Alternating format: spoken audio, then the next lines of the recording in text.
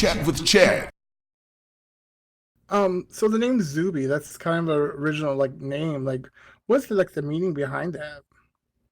So again, because I started with a pet store and I thought zoo is, and I just thought it was kind of a catchy name, and it and I don't know. I remember actually the funny thing when one of the reasons I made a baby and went from a pet to a baby was, if you think about it and you make a dog like a Chihuahua and then you make a Doberman, and they're very different, and we had to make different models for each particular pet. Even at that time, the shapes of the sculpts would have to be different. Now you would have to make a completely different mesh, a different rig. With the baby, it would be just one. You just need really one mesh, and you could just right now even like morph the face and have various different baby ethnicities. And at that time, one sculpt in various textures. So when I had the name Zuby, I remember someone saying, "Well, Zuby isn't a very good name for a baby. That sounds like a zoo." And I didn't. I thought the brand was really already out there, and when I made the Zuby baby, I thought that was kind of cute for a baby as well, and so it just kind of stuck. So it was really because we started with pets. Oh, okay. Well, I think it's cute. So, I think it works. So I think you could continue using that name. Yeah, it's um, oh, go ahead. oh no, go ahead. Sorry. No, it's I like the name still. Actually, the funny thing too, and this happens if for anybody who isn't, is interested in what it takes to run online businesses and things like that. So I own the domain Zoo with an S. When I tried to get Zuby.com, someone Mhm. had already purchased that domain and they wanted $45,000 for the domain.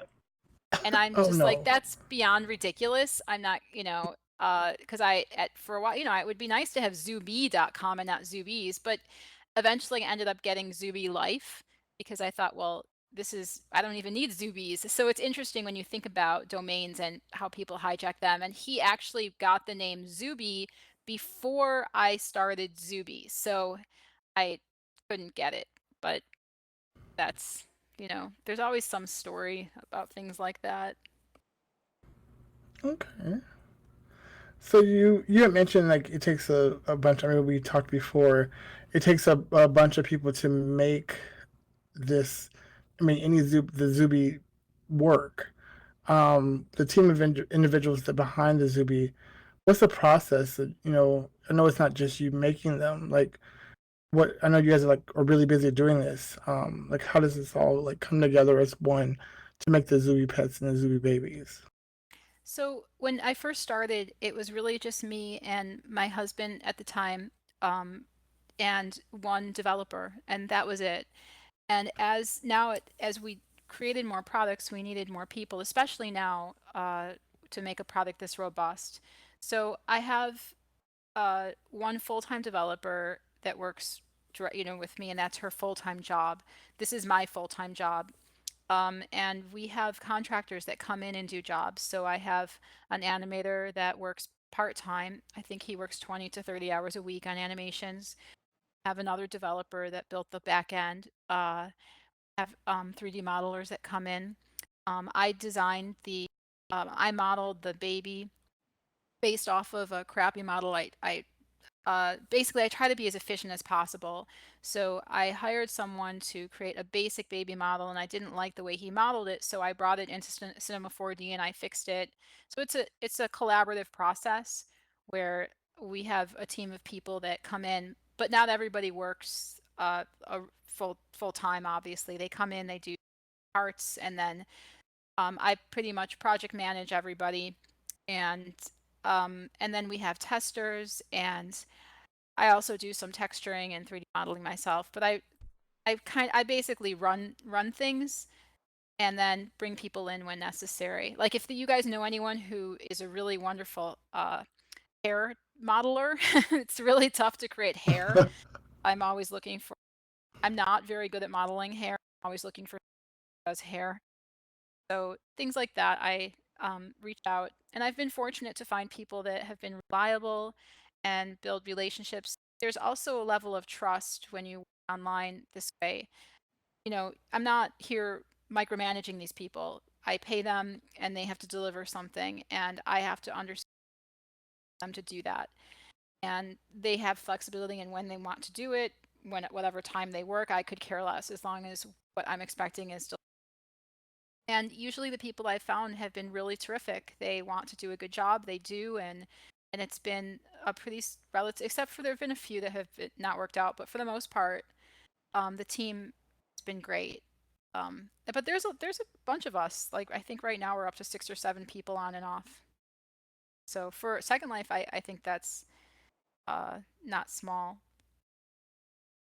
So yep. Okay, so it takes a basically an army of people to make this product work and make it like user friendly, I guess. Is what Yeah. you're Sorry to one interrupt. person. Yeah, go Yeah, ahead. I'm just absolutely. One person I don't think could do some. I mean, maybe they can, but for example, I'm not an engineer. I don't write code, and I'm not very, even if I wanted to, I wouldn't be very good at it. I'm probably not the most amazing texture artist in the world. I'm competent, but I'm not amazing. So I think when you collaborate with other people, skill sets together, you have the best results. And so my skill set, I think, is really bringing people together and working with them. And we also have a very clear vision of what we want to make. So one thing that's been fortunate is that because I've been here for so long, I have a really good sense of what customers want in virtual spaces, how they engage in virtual spaces. And so when we made the baby, we really, even my team, a few of them that have been working with me for a long time, really understood what we were making. Um, and then the other thing that's really cool about this is like one of the team members, she never went to college. She never held a regular job. She is home, and she has been incredibly wonderful in offering her insight and just feedback on what users want. And that's one thing I think is amazing, that I'm not looking, when I bring people in, I don't necessarily care if they went to 3D modeling school or if they have any degree. They bring something to the table. And I love that. I love that. A lot of these people, like in real life, you bring in, you got your resume, and there are reasons for that, obviously.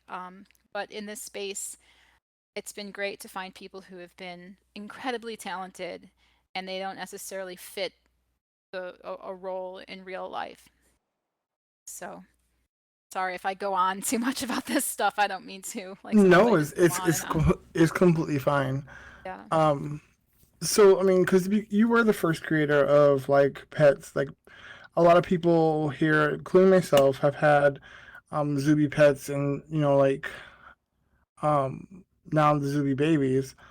Like how does it feel to be the first creator of SL, the pet market? Like, I mean, you're famous to this day for that. Like, how does it feel to know that you've inspired people like Gian, like to come out with stuff like that?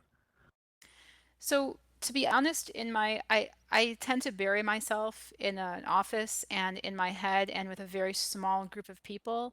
So it's hard when people say, "Oh, I had your pet in 2008," or "Oh, your name is recognized," or something. It's very I'm almost in some ways disconnected from that. But in some ways I feel really grateful. I didn't anticipate that. I don't think I'm even the first. Like I said, I thought this Winx woman was amazing, and then other people have come along that have been really terrific too. So I think that for me, to be honest, the fact that I can do this as my real life job and I enjoy it, and I'm always finding ways to push what we sell and see how people engage with it.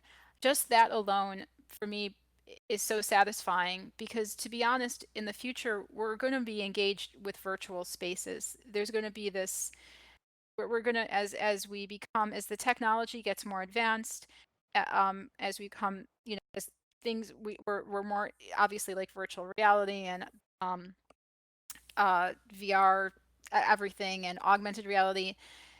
The way we engage in Second Life, I think, and the way that we solve some of these design problems are going to be really handy in the future. And so I feel like like I have an opportunity to solve those problems. Like, well, how does someone interact with a virtual? How do they hold it? How do they take care of it? How what kind of HUD do you use? How do you feed it? So I feel like we're solving these problems when in the future, and not so far future from now, uh, you know, Apple's going to have augmented reality, and you're going to be able to just project things from your phone or from maybe contact lenses or who knows what. And so I feel that in a way I have an opportunity to sort of work at the beginning of this technology before it's become part, it's all, as it becomes part of our everyday lives. Okay. So do you? I mean, do you see yourself, like maybe doing a collaboration with someone like Jen, like um Um, well, to be in the honest, future? yeah, I'm not, so who knows, maybe, I'm more, I'm not sure, like I don't know her personally. Mhm. I guess it depends what I want to make. And that one thing I know I need to work on is a newborn. What I found too is these projects take a really, really long time, that have this much functionality. Sometimes with simple pets, when you just make a pet and there's no caring system or leveling system, it's a lot easier to churn out uh, the creations. But if you have, what I'm trying to do now with these, with the baby and even maybe this cat, is to create an experience, because I feel like that has a little bit more value than a mesh or an animated mesh or an attachment. And that's what I found from doing this for 12 years. So again, I'm not opposed to working with other creators, but what I found is that for me personally, what I'm trying to do with ZooB is how, what are we really selling? We're not really selling just a mesh, we're selling an experience. And that experience means that how do you engage with this? How do you engage with it socially, your friends? And so I think what Jan's making is cool. I think it's a lot of fun, but I also think that the boundaries of this can be pushed much further than a simple mesh. Um, and I found that because I made them. I mean, when we first made a cat, we made a cat and it did everything and you just had it. And then I realized, well, people wanted more. They wanted to teach their monkey a trick. They wanted, their dog to run up to them and know that they existed. Like there was a lot more that I found that way people wanted to engage with the virtual goods, ways that that's sort of how, and I think that's why I've still remained relevant, is we've constantly tried to push the boundaries of what we can do.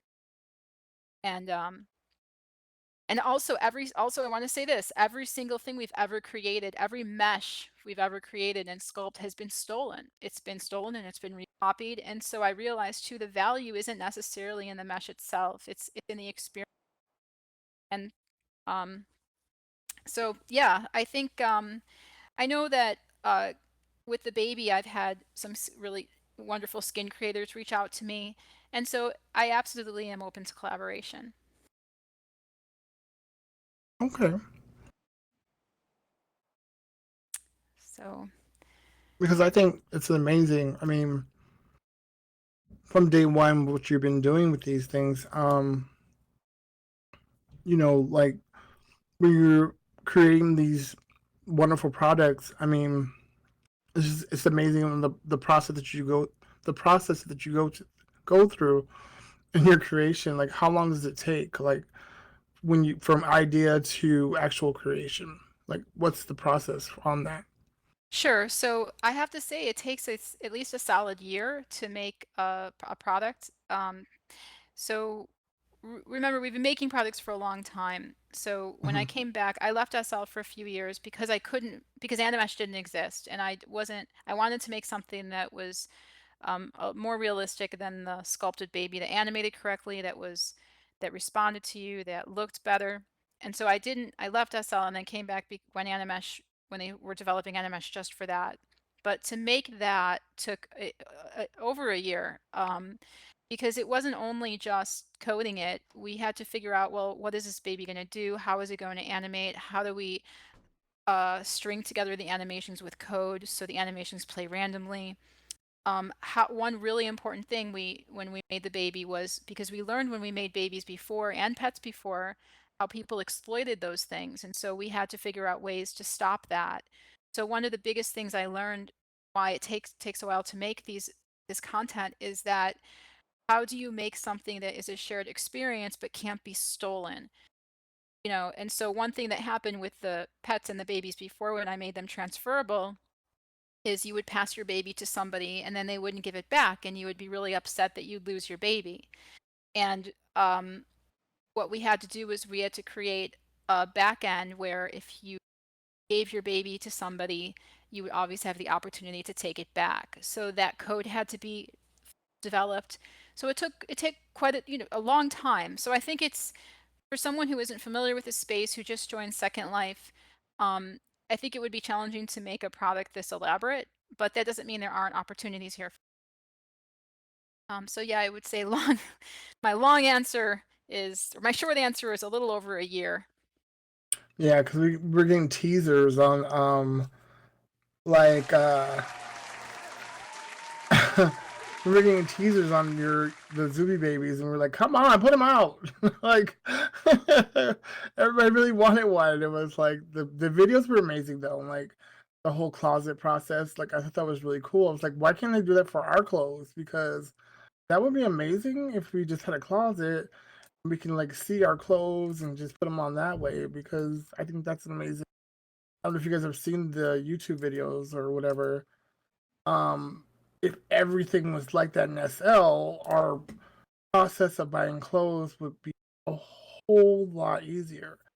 And I think the baked on, was it the baked on mesh? Is that what it's called? I don't know if you Yeah. guys are probably more advanced than I am, but if they come out with that and we all can just do that, then SL will be way more phenomenal. We have these closets and you just click on it and it just automatically like comes onto your body. Yeah, I think that's the that's coolest thing. I completely agree, and that's what we found with when I've worked in here this long, those are basically design solutions. You have a problem like, oh, I have a million outfits. How do I manage all those outfits? How do I keep things organized and find things? And so the closet's a bakes on mesh, I think, is going to be a really great solution. I do know that people don't really like change, and that's something that's hard to do, and sometimes learning something new, a different way of looking at it is hard. Like for example, when we made the baby, the Animesh baby, you didn't actually get a real baby. You had to attach a HUD, and the HUD would res the baby for you. Or with the closet didn't come with textures. The closet would just basically attach the mesh to the baby, and the texture HUD would apply the texture. So again, these are design solutions that I think are going to be very relevant in the future when we're really using augmented reality on other platforms. Okay. So, what is the biggest struggle that you had making the pets or making like in this business and making this business work?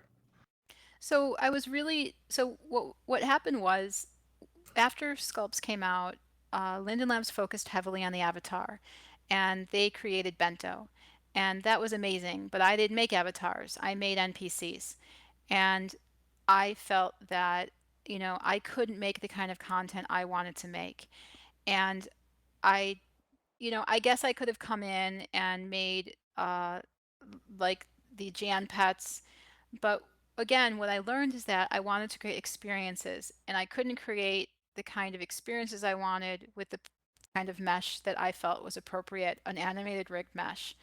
So it was very disappointing for me. I felt that Linden Labs wasn't really going other you saw other video games, and everything in there was amazing, and I just for the kind of content I made, I wasn't able to make the products I wanted to make. And so I that was the biggest struggle. I left for about 3 years. I still kept Zoobies running. I would still respond to customers, but I focused on mobile games for a while, and then and I always had my toe kind of hand kind of in Second Life, but it was really a huge disappointment. And then when I heard that they were making Animesh, that's when I came back, and I thought, wow, they're finally doing this. And I also thought, because they're doing this after the Avatar and now with these NPCs, I feel like it's going to revive Second Life.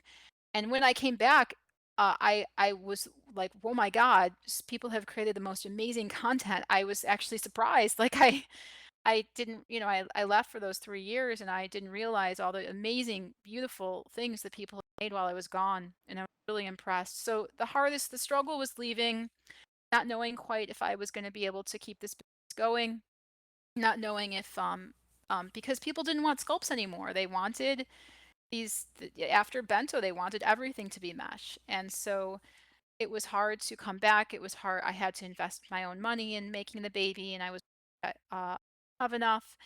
So that was very hard. And so getting through that, I feel like I got through it. We got the product out, and I feel like there's this fresh, like this breath of fresh air into Second Life again. And I'm much more hopeful now than I was a few years ago. Nice.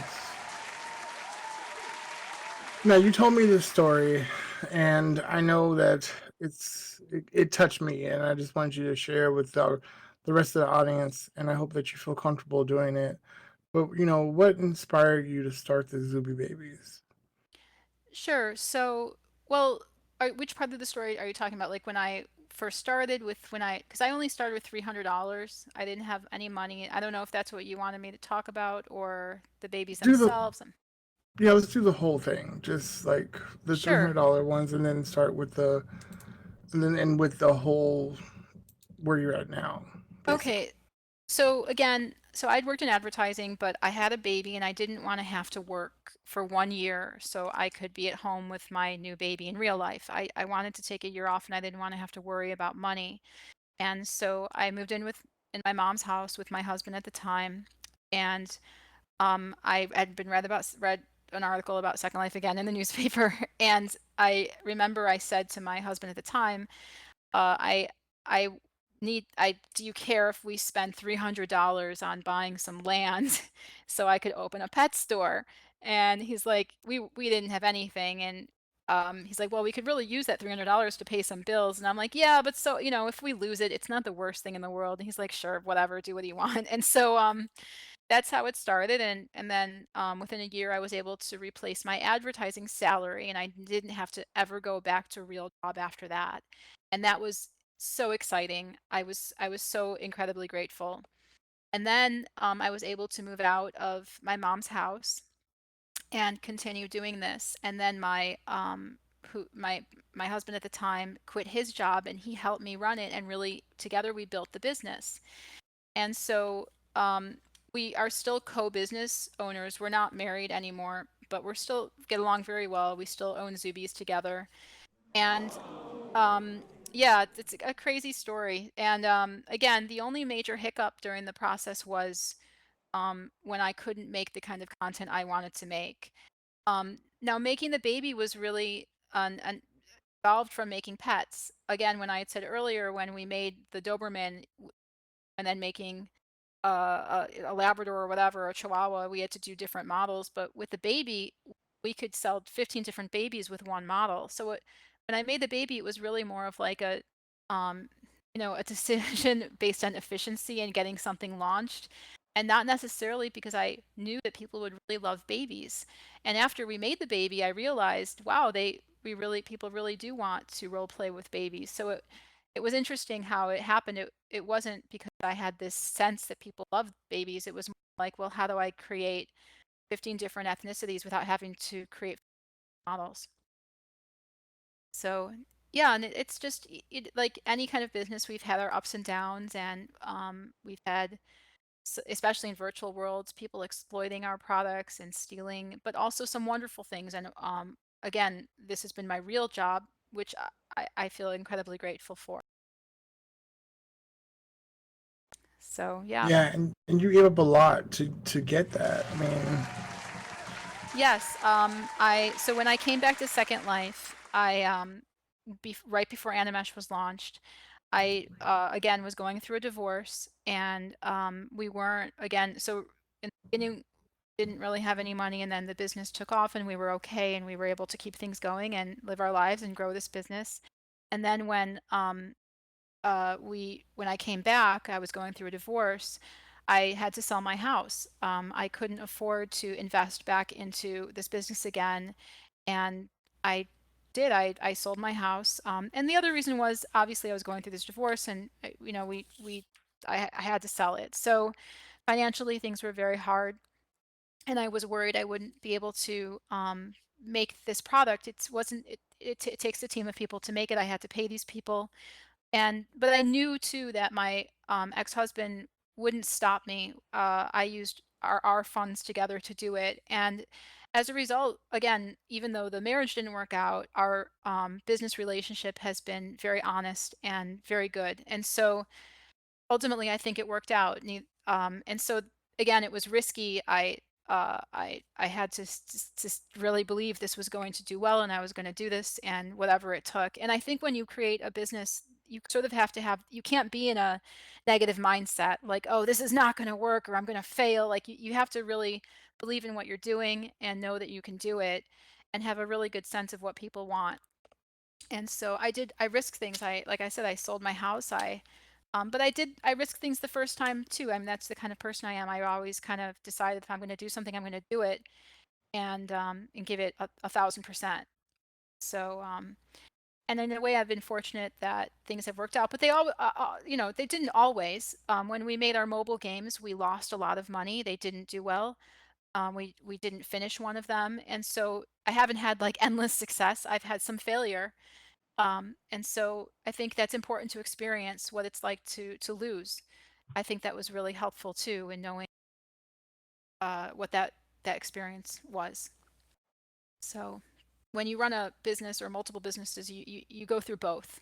There are always ups and downs. Okay.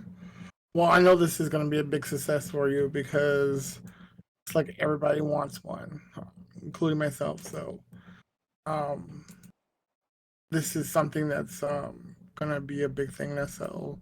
And I wish you like the best of luck. And I know that you're going to do very well with this. See?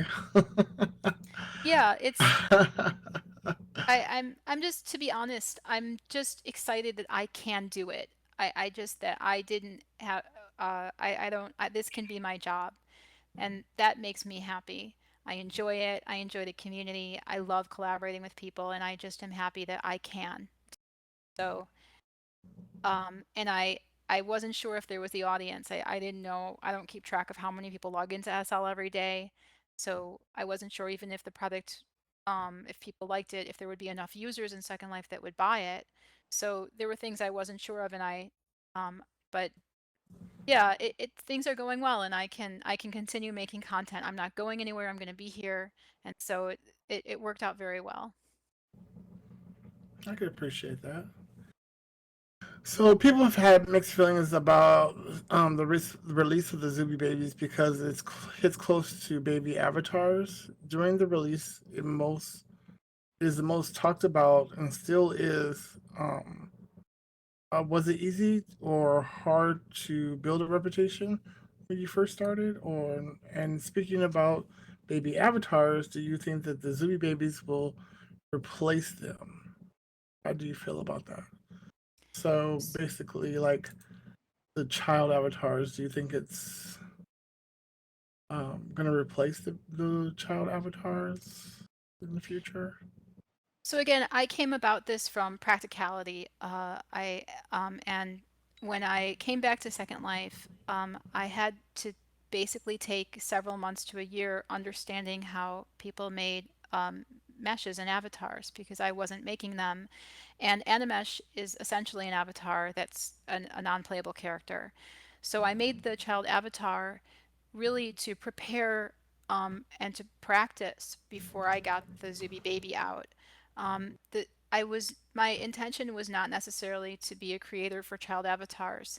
It was really for me to understand how do I model this, how is it going to animate, how will it work, and could we reuse the same maps, the same UV maps from the child avatar to the baby.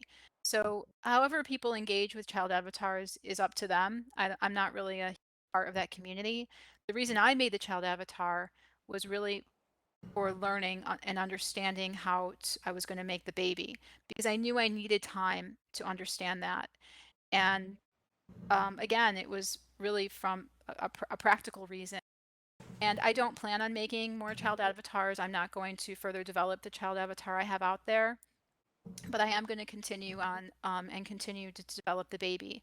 What I found from the community was that more people, and this is with pets too, more people want to have babies and have pets instead of being them.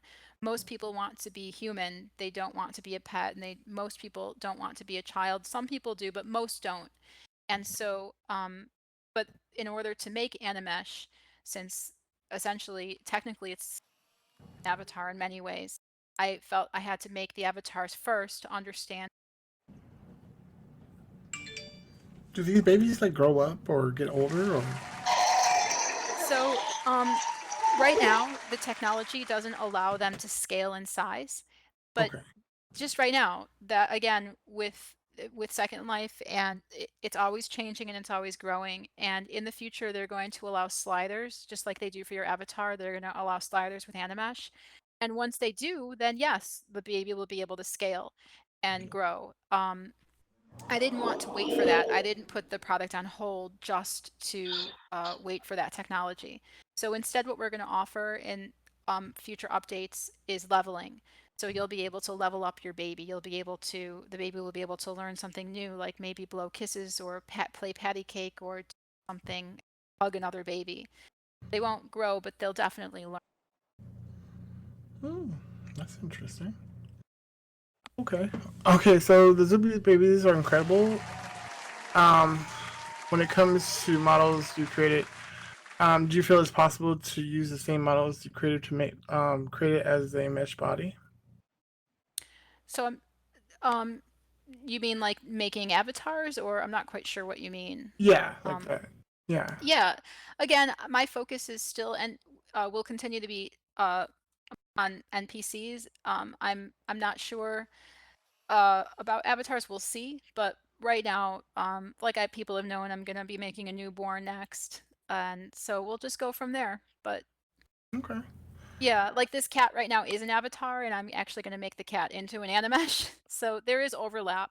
Uh, That was my next question. Are you gonna make yeah. animesh animals as well? Yeah, so the goal was actually to release the Animesh cat first and then use the Animesh cat code in the baby, but it was taking too long to get the Animesh cat out, and I knew that that people desired a baby more than an Animesh cat, and so I stopped development of the Animesh cat, put that on hold, got the baby out, and after we get some more functionality from the baby, we're going to go back and release the Animesh cat. But be honest, I'm probably not going to be focused on dogs.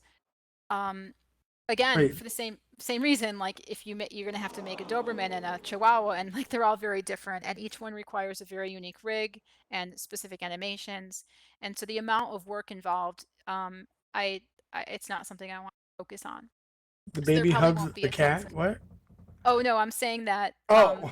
I'm most likely probably not going to be making dogs. Oh, okay. Oh, I saw somebody in the audience say the baby hugs the cat. I was like, excuse me.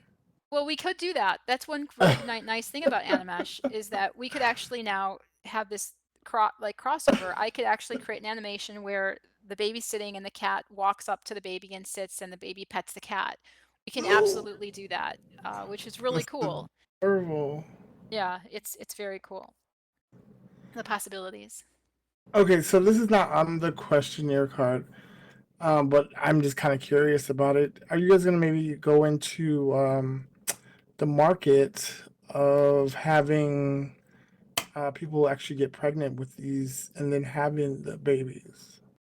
I'm not There sure was, yet. We'll see. Again, I really want to focus on these products take a lot of time to okay, develop. So right now I'm want to add more levels to the baby. I'm going to focus on the newborn. I'm not really sure yet about the pregnancy. We'll see.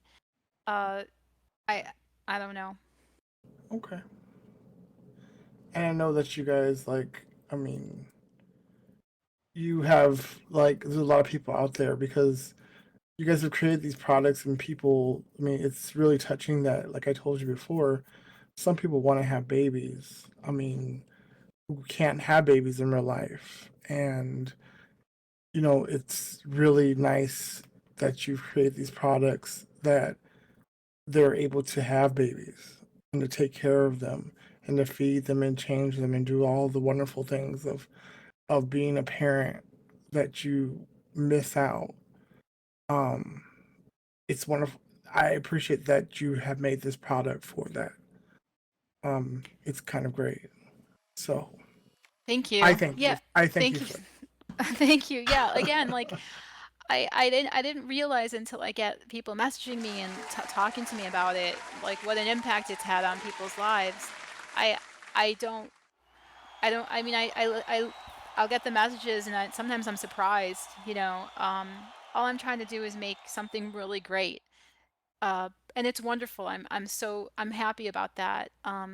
It's wonderful to know that it touched people or it helped them in some way, or it made them feel that they're part of something that they couldn't maybe have in real life. And I think that's an amazing result.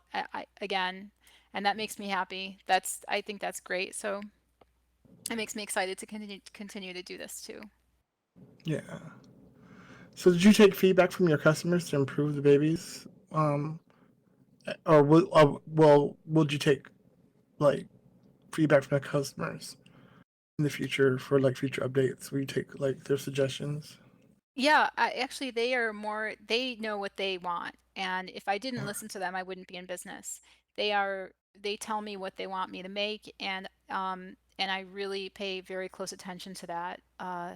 And we have some CSRs and women who've been working with me for a long time who are in chat all the time. I'm not able to hang out in chat because I'm working on developing these.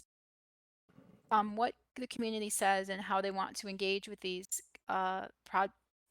products, babies and pets, and how they want to use them is what they say is incredibly useful. I listen to it, I pay attention, I try to deliver what them. The positive information and the negative information is useful. Like if someone doesn't like a feature, why don't they like it? What is it they're having trouble with? So I absolutely listen to all sorts of feedback, um, and the project uh, basically evolves because of that. It becomes something better. So like we have a texture HUD right now with this baby, and I'm getting some feedback how people want to be able to demo the textures before applying them, and I don't have that functionality yet. And now I've had many people say they really wish they could demo them, and so we're going to add that in Texture HUD 2.0. So absolutely yes, definitely listen. Okay. Well, and my last question to you is like, you know what, from pets to babies, from sculpts to mesh, and even from furniture to clothing, what's next on the list from Zoobies? And is there something you've been thinking about doing that hasn't been done yet? So again, we're going to focus on getting leveling out for the baby. We want to have a lot of toys. People haven't seen these amazing animations of a baby like eating Cheerios. I mean, like using the little fingers and putting a Cheerio in its mouth. It's just something that no one has seen on Second Life. Yeah, so we're going to have a lot more toys and leveling, and that's going to take several months. We're gonna have a new HUD. I'm going to get the cat out and then newborn. And so that's sort of the goal. I try not to get too far ahead of myself because these projects take so long and they're really elaborate. And so I've to focus on one thing at a time. So right now, just babies, newborns, and a cat for the next several months. All right. Chit Chat with Chad.